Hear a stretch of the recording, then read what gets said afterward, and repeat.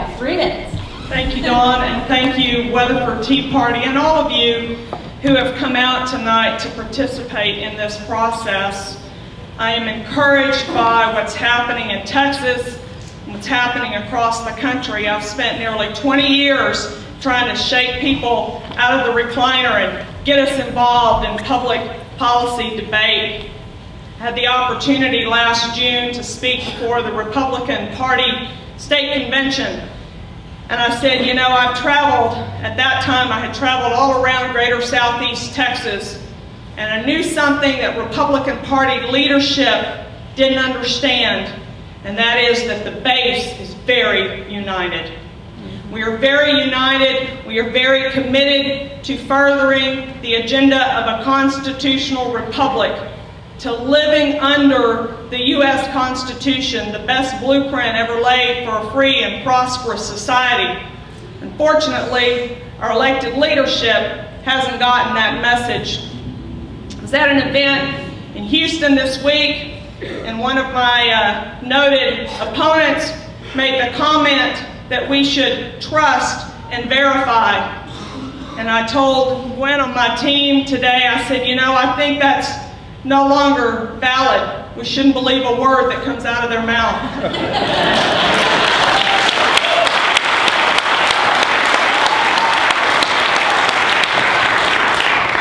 And I won't be the pot calling the kettle black. I've run this campaign saying, don't just listen to the campaign speeches. Don't just look at that slick advertising material. Look at the fruit of the life before you. That's evidence of what you believe.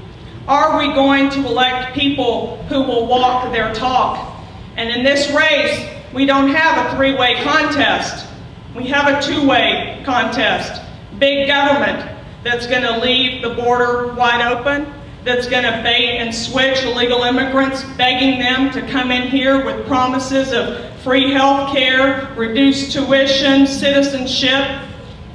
We don't have an economy that's flourishing as it ought to in the 13th largest economy in the world. There's no excuse for the high taxation, record state spending. We haven't spent this much since Ann Richards was our governor. We haven't had this unemployment rate since we defeated Mark White in 1986. It is bad government policy. Kay and Rick both use bailout money. Rick just used $1 million this week to try to get Facebook to do something in Texas. That's our money.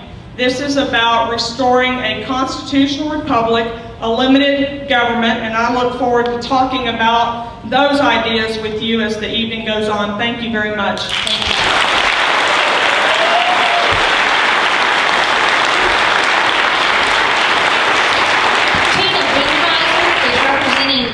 Governor Rick Perry tonight. Thank you very much, and let me just say thank you so much to the church for having this. It means so much, and I really do appreciate it. For those of you who don't know me, my name is Tina Benkiser. I am an unapologetic social and fiscal conservative and have spent my life working for those principles. And I'm here tonight to ask you to join me in re-electing Governor Rick Perry. I think Governor Perry has set forth a vision for this state that is strong, free, and prosperous, and we continue to achieve that every single day. You know, Texas has literally become the conservative standard bearer in this nation, and we're proud to continue carrying that banner. I think putting our principles into practice, Texas has really become the envy of all states. We have created more than half of all jobs in America, by some reports 70% in the last year. We are one of only 6 states to actually balance our budget. We are leading the way out of recession.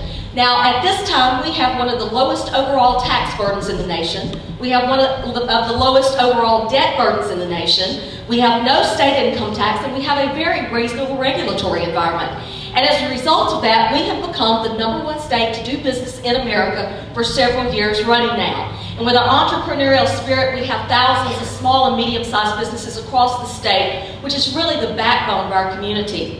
Texas has been named as the #1 most transparent government in the nation. We're the #1 energy producer. We're the #1 exporter. If we were a country, we would be one of the largest economies in the entire world. I think that we have maintained a very strong sense of individual freedom, and appreciation for family values and for community, and that's probably why we have 5 of the top 10 most recession-proof cities in the nation, the top 5 healthiest housing markets in the nation, and we are the #1 U.S. relocation destination. Now, I tell you those numbers because the record in Texas is not an accident.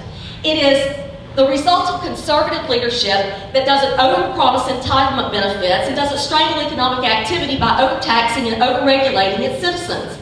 Now, in fact, Governor Perry has called for a constitutional amendment that would require a supermajority of the legislature to raise taxes in the state of Texas. He's also called for a constitutional amendment that would limit the growth of budget to inflation and population growth.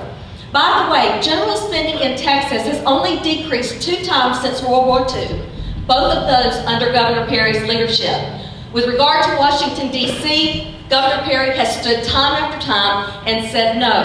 I just want to say, as Washington lies, liberty dies, and the people cry, D.C. leaders continue their quest for power. Governor Perry has and will continue to stand for our 10th Amendment constitutional rights day in and day out. He is challenging Washington. We need to keep him, to keep our money and our lives out of the hands of tyrants, thieves, and traitors, quite frankly, who would take it from us. Thank you. Thank you, Tina.